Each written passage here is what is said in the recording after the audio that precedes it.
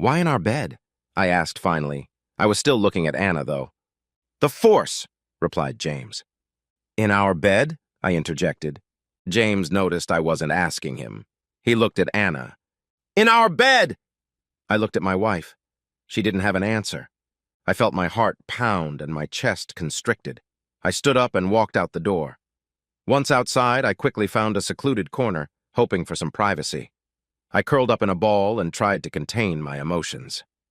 I dug my nails into my palms, trying to fight through the feelings of pain, resentment, and betrayal. I mostly held back the sobs, but some moans came out. I was still struggling with my emotions when I felt someone's hand on me and then arms wrapping around me. Fuck. Just fucking amazing, I thought to myself. Now I have a midfielder trying to comfort me. As the arms wrapped around me tightly, I thought, he smells so much better than before. Then I thought, he feels a lot better than before, too. I didn't want to open my eyes, clenched them tightly to hold back the tears, but I couldn't hold back the shivering. Then I felt the midfielder's cheek pressed against mine. In shock, I pulled back and opened my eyes. It wasn't the midfielder. It was my wife's angelic face staring back at me. Why in our bed? Anna still couldn't answer, and I figured I'd lost 4 million walking out of the conference room, so did it all matter? I know I hurt you, but please, it wasn't my idea, Anna pleaded. I just stared at her. He made me date him and give myself to him. He made me take pictures for him. I know I cheated your trust too. Please, Roy. Please, I need you. If I'd told you before, he would have fired you. We would have drowned and lost everything. We did lose everything, I told her. You were the reason I worked so hard. I had to work hard to pay for all those things you wanted so badly. When I left, I realized I didn't care about any of those things, just you. Anna gave me a quick kiss on the lips and asked, Is there somewhere we can go? I didn't want to lead her to my apartment. I knew what would happen there. It was still early, so I said, Okay, come with me. I took her to the original Albuquerque Mac's Steak in the Rough. It's nothing more than a diner, but it serves some of the most delicious dishes that are called rough. I ordered one for each of us. After we got our food and sat down, I offered her a box and opened my own. I pulled out a roughie and took a bite, showing Anna how to eat it. She must have been hungry or intrigued because she got down to business, finishing her first draft before I did. I decided to start the dinner conversation with the most important question of all. Why didn't you come to me when Johnson started pressuring you, Anna? He told me he'd fire you and ruin your reputation if I did, she pleaded. I wanted to tell you. You have no idea how much I wanted to come to you. She looked at me pleadingly. I hated being with him. I hated that he would even touch me, but I needed to save our future. Save it by ruining it. Really, Anna, what the hell were you thinking? I was thinking about loving you and wanting us to always be together, she replied. How can sex show your love for me, Anna? How does it help us be together? That's why I told you I didn't want to go any farther than role-playing. I liked role-playing, but I died inside when I saw his car in our driveway. I lowered my eyes. It ripped my heart out, Anna. I didn't want her to stay with me, so I drove her back to the motel. There, she wouldn't let me leave. She led me over to a table in the lobby. I noticed that both her lawyer and mine were sitting at the next table. Apparently, they were staying at the motel, too. James Johnson or any of his legal team was nowhere to be seen. The waitress took our drink orders, bourbon and Coke for me and red wine for Anna. We sat down together and started talking, discussing our situation and our feelings. 1 drink turned into 2, and 2 turned into 3. It was getting late. I couldn't believe I had spent almost 5 hours talking to my soon-to-be ex-wife. I wanted to go home, but I realized I had too much to drink to drive safely to my apartment. Anna took my hand, brought it to her lips, and kissed my knuckles. I opened my palm and pressed it against her cheek. Then I brought her face close to mine and did something I thought I would never do again. I kissed her. Her soft lips, her taste, her scent, all at once confirmed what I had realized over the past few months. I was still in love with her. As we continued to kiss and hold each other, I looked into her eyes. eyes that were usually deep and penetrating, so full of excitement and vitality that I felt as if I could live off of them. Today, however, her eyes reflected deep sadness and regret. They told me that she hated everything that bastard had done to her and to us. After a while, I started to think about calling a cab, but she must have sensed that I was about to leave. She got up, took my hand, and pulled me behind her. Without saying a word, she walked us to the elevator, and once inside, she pressed the 4th floor button. When we got upstairs, I drew her to me and began kissing her again. She responded enthusiastically to my kisses. Once we reached the 4th floor, we exited the elevator. She led me to room 414, kissing me as she went. I pressed her back against the door and kissed her passionately while she tried to retrieve a key card from her purse. When the whirring sound of the door lock unlocking was heard, I grabbed her ass and lifted her off the floor. She pushed on the handle and I carried her into the room, pinning her against the wall. When the door automatically closed, I started caressing her sides with one hand and her ass with the other without breaking the kiss. She tried to look worried and scared, but she was failing. I knew she was faking it. Anger was my dominant emotion, but what was I angry about? Of course I wanted to kick Johnson's ass from this place to Timbuktu. Unfortunately, he wasn't here. It was just me and my ex-wife. Sure, I was out of breath from our sex and falling on my back, but I was at a loss for words because I was so angry with her. I couldn't get rid of the thought of seeing that asshole Johnson, naked, standing behind my naked wife in our bedroom. Damn her! As I caught my breath and stared up at the ceiling, tears began to roll down my cheeks. I wanted to hate this woman I was now holding in my arms again, but I couldn't. I just couldn't. I tried to accept her lawyer's statement and Johnson's statement that it wasn't her fault, but I couldn't. It was her fault because she didn't come to me, didn't tell me the bastard was trying to blackmail her. I'd always been on her side and she knew I'd protect her as best I could, so why didn't she trust me? Why couldn't you come to me? The thought was eating away at me like acid. I had to know. I couldn't say anything. He said he would ruin you. First he'd fire you, and then he'd start a campaign to ruin your reputation so badly that you'd never be able to get a job again, she replied quietly. And you believed him? I asked. I believed him. I heard a knock on the door. I stood up and grabbed my pants. Quickly putting them on, I went to open the door, having first looked through the peephole. I saw our lawyers standing in the hallway. I mentioned this to Anna and suggested she get dressed. She rushed into the bathroom, forgetting that her clothes were still scattered around the room.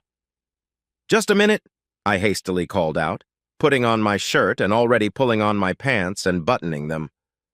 I opened the door and was rewarded with a smile from Anna's lawyer. Nice to see you again, she said, after I stepped back and invited her in. My lawyer followed her in, and after surveying the hallway for the presence of intruders, I closed the door. In the room was a table with 2 chairs, at which I invited the 2 attorneys, Mrs. Patterson and Mr. Blake, to sit. Mrs. Patterson pointed to Anna's dress on the bed and asked, "Will she need it?" I hurriedly grabbed the dress and went into the bathroom.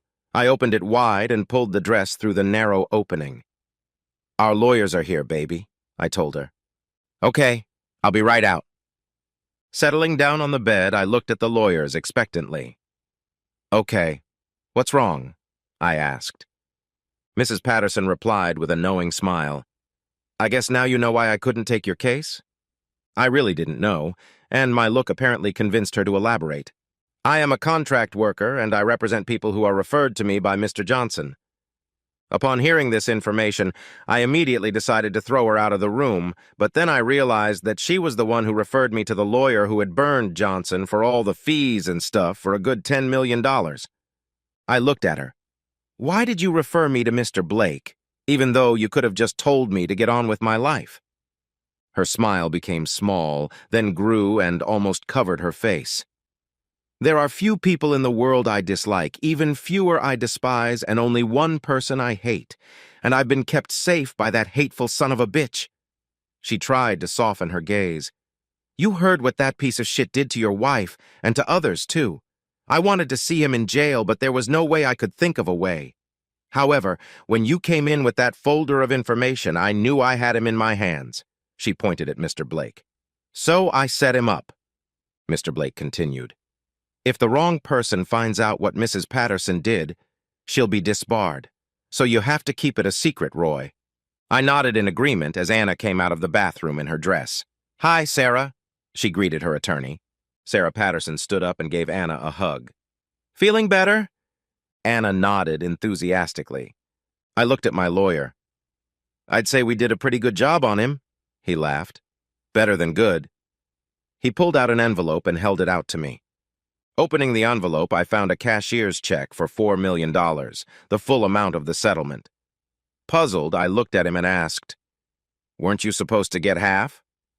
Mr. Blake smiled and said, You didn't listen to Mrs. Day. She told you he paid all the legal fees. Sarah Patterson asked, Do you know what you're going to do with all that money? I shook my head, just staring at the check. Anna joked, I can help you with that decision if you want. I looked at my lawyer again and asked, What about the divorce? How are things going with that? He feigned embarrassment and scratched his head exaggeratedly. God damn it, I totally forgot to file that damn petition. How could I have been so forgetful? Sarah laughed, and I heard a light giggle from Anna. I seemed to be the only person who didn't get the joke. It didn't seem right. Then Mr. Blake said, Looks like you'll have to file for divorce in New Mexico now that you're settled here. I didn't think he was trying to dodge the job. Mr. Belton? Sarah Patterson asked. When you came to my office with tears in your eyes and asked me to help you file on this woman, I realized you were still deeply in love with her. So I took it upon myself to thwart the divorce. And when I saw the picture of Mr. Johnson with whom she had cheated, I had to act. I betrayed my professional ethics and risked losing my license to practice law to see you reunited. As I listened to her, I knew she meant what she said. I studied the look on her face for a while. Do you remember Eric Mentor? Her eyes immediately turned red and filled with tears. She remembered him well. That divorce almost killed him, I said. She nodded and whispered quietly, I know. After a moment, she clarified, That was the man James told you about. He did the same thing to him as he did to you.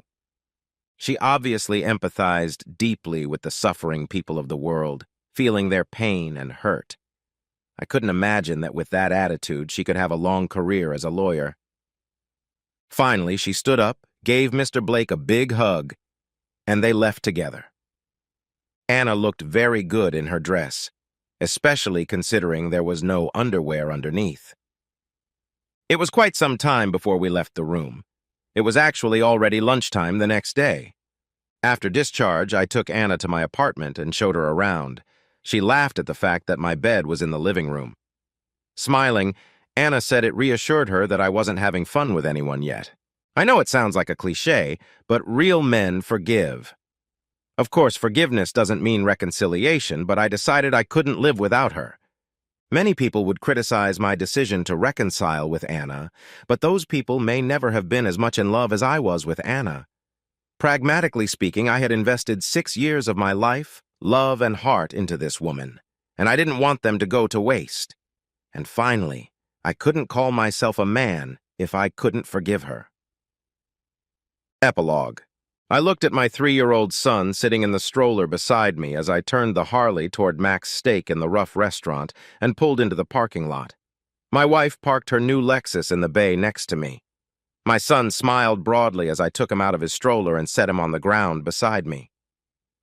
Daddy! Daddy! My 2-year-old daughter called out to me as Anna opened the door and unbuckled her from the infant seat. She ran to jump into my arms. She's a bit of a daddy's girl, but I never complained. I carried my daughter into the restaurant, and Anna led our son inside. As my family gathered around me, I felt like life was a success. I kissed my beloved wife with love and gratitude. She had gained a few pounds after 2 pregnancies, and because she breastfed the children and sometimes me, her breasts sagged a bit, but I didn't complain. We had a great dinner, laughing and joking. In fact, Anna and I had been laughing with each other ever since we got back together. We were doing well, and it got even better as the kids came along. It was the kind of family I had always dreamed of. My career is booming, allowing me to make more money than I ever made working for that asshole Johnson. For now, Anna is a stay-at-home mom. She plans on doing volunteer work at the hospital when our daughter Chelsea starts school. Believe it or not, James Johnson was stupid enough to try his scam again. Only this time, when the cuckold was done with him, James couldn't walk anymore. The cuckold got him so good that James is now confined to a wheelchair. The dude he conned is in jail, and I'm glad I left rather than confront him when I was so angry. I don't miss my old town as much as I thought I would. I like Albuquerque and the surrounding area. We bought a house in Los Lunas, which translates to Lost Moons. It's a great place to raise kids, with lots of nice people and organized activities like Little League Baseball and YAFL soccer. Having young children puts a strain on a parent's sex life. Our sex life has shrunk, but we still make love as often as we can. Anna has never suggested role-playing cheating again. We still have date nights and make love simply because we are still madly in love with each other.